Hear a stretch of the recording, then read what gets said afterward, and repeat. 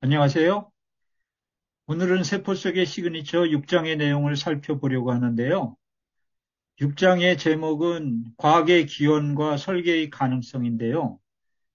이 장에서 마이어 박사는 자신이 케임브리지 대학교에서 생명의 기원 문제를 연구하면서 겪었던 여러 가지 경험과 지적 설계에 대한 과학계의 기류의 변화에 대해서 얘기하고 있습니다. 특히 전반부에서는 같은 케임브리지 출신인 왓슨과 크릭이 비록 자신들이 직접 실험에서 얻은 결과는 아니지만 기존의 여러 결과들을 통합해서 새롭게 해석해냄으로써 DNA의 이중나선 구조를 밝혀낸 것으로부터 최초 생명의 원인을 알아내는데도 이러한 접근이 사용될 수 있는 가능성에 대해서 설명하고 있습니다. 마이어 박사는 왓슨과 크릭이 DNA 구조를 밝히기 위해 자신들의 무지가 드러나는 것에도 개의치 않고 여러 전문가들을 만나고 다양한 자료들을 통합해서 결국 DNA의 이중 나선 구조를 밝혀낸 것으로부터 과학이 어떻게 이루어지는지에 대한 중요한 통찰력을 얻은 것 같습니다. 세포 속의 시그니처 3장을 보면 왓슨과 크릭이 어떻게 DNA의 이중 나선 구조를 밝혀내게 됐는지 자세히 설명하고 있는데요. 사실 왓슨과 크릭은 그들이 직접 실험해서 얻은 결과로부터 DNA 이중 나선 구조를 밝힌 게 아니라 로잘린드 프랑클린이라는 엑스선 전문가의 자료로부터 DNA 이중 나선 구조를 확실히 알아내게 된 것이거든요. 이러한 과정에서 그들이 겪었던 긴장과 경멸 등에 대해서는 책의 3장 내용을 참고하시기 바랍니다. 그러면 6장의 전반부의 내용을 들어보시겠습니다. 과학의 기원과 설계의 가능성.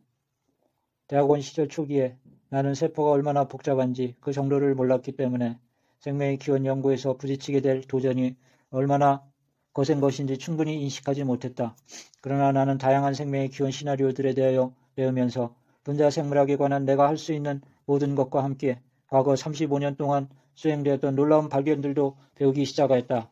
다행히 캠브리지 대학의 시스템은 대학원생들이 다양한 학문 분야의 강의를 수강하는 것을 허용했으며 특히 역사 및 과학 철학 분야의 지도 교수는 주제와 관련된 과학 분야의 강연을 수강하도록 격려했다. 나는 분자 생물학 분야를 재정비하는 도전적인 일에 흥분하였으며 새로 사귄 친구들로부터 연구에 도움을 받았는데 그들 중 몇은 의학연구위원회 실험실에서 연구하는 분자 생물학자들로 그중 2명의 미국인 박사 후 연구자들과는 생명의 기원에 대한 나의 관심을 나누었으며 세포 내부의 활동에 관한 끊이지 않는 나의 질문을 어느 정도 만족시켜 주었다. 서열 가설, 유전자 발현 시스템, 그리고 생명의 기원 문제에 대하여 분자 생물학이 일반적으로 말하는 것에 대하여 배우면서 나는 또한 왓슨과 크릭이 어떻게 그 유명한 발견을 하게 되었는지에 대하여 더 많은 것을 알게 되었다. 이중 나선에 대한 업적으로 왓슨 및 크릭과 노벨상을 공동 수상한 결정학자 모리스 윌킨스가 어느 날 우리 학과에 강연하러 왔다. 그는 강연에서 로잘린드 프랭클린과의 사이에 있었던 업무상 긴장관계, 그녀의 연구의 중요성, 왓슨과 크릭과의 만남, 그리고 그들의 궁극적인 발견에 이르게 한 핵심적인 과학적 통찰력에 대하여 말했다. 만일 그에게 시간이 조금 더 있었다면 그 구조를 자신이 먼저 해결하였을지도 모른다고 다소 구슬프게 말했지만 그는 이 역사적 업적에 있어서 자신의 역할에 대하여 겸손하였으며 그 발견에 흥분을 상기할 때는 확실히 활력이 넘쳤다.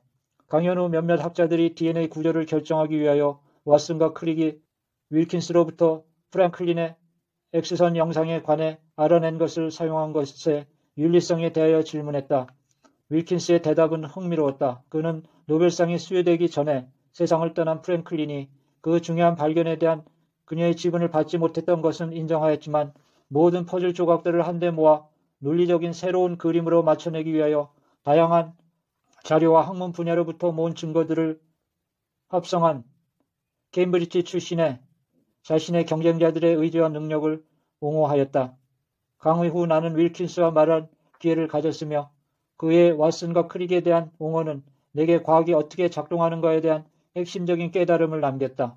많은 사람들은 과학자들이 실험실에서 그들에게 주어진 모든 시간을 보내며 가설을 시험하는 것으로 생각한다. DNA 구조의 발견은 과학이 세심한 실험실 작업과 틀림없이 관련됨을 보여주었다. 로잘린드 프랭클린의 각고의 노력으로 수집한 X선 데이터와 그에 대한 분석 작업은 의심할 여지 없이 그녀가 충분한 인정을 받지 못한 이중나선의 발견에 절대적인 기여를 했다.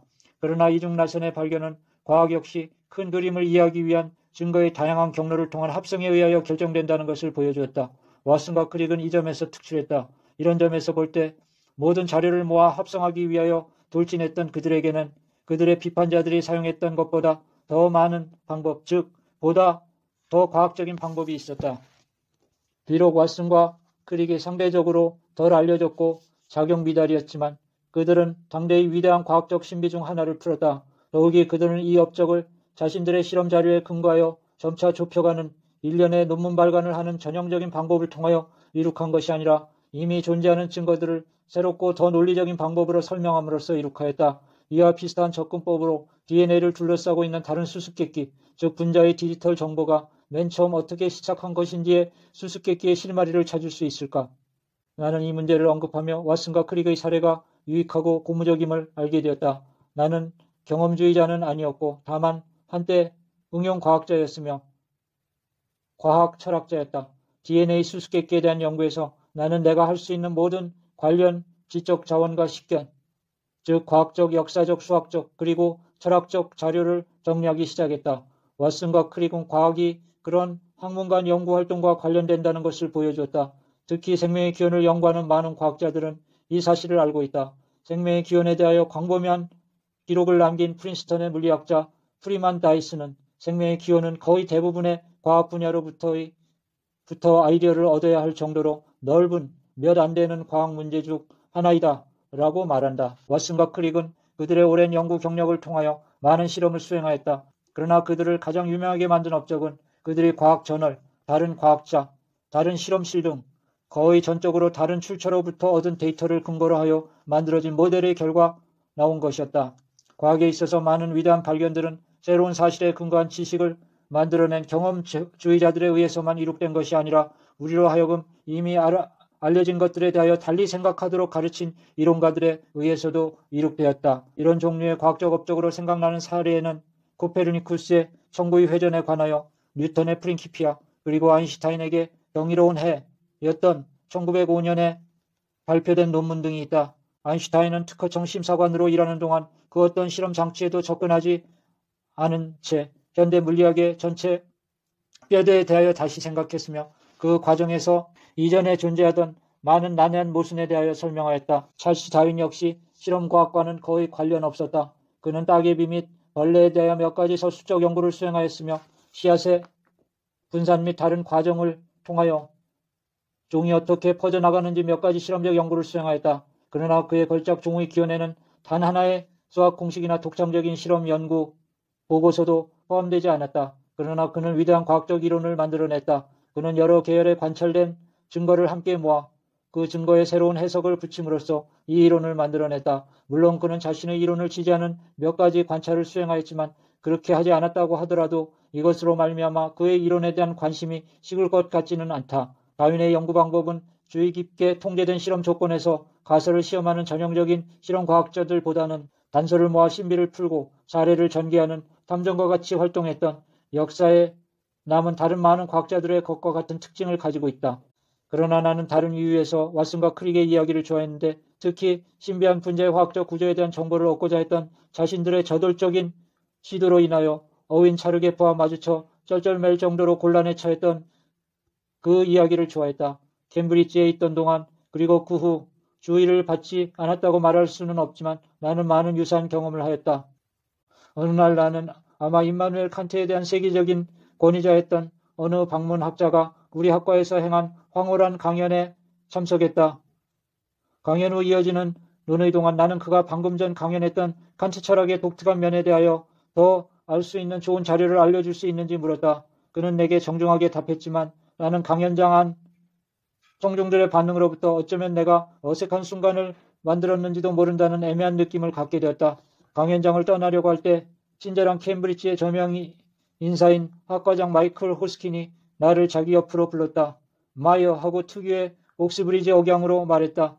내가 알기에 자네가 미국에서는 유일하게 어리석은 질문은 질문하지 않는 것이라고 배웠을 것이네.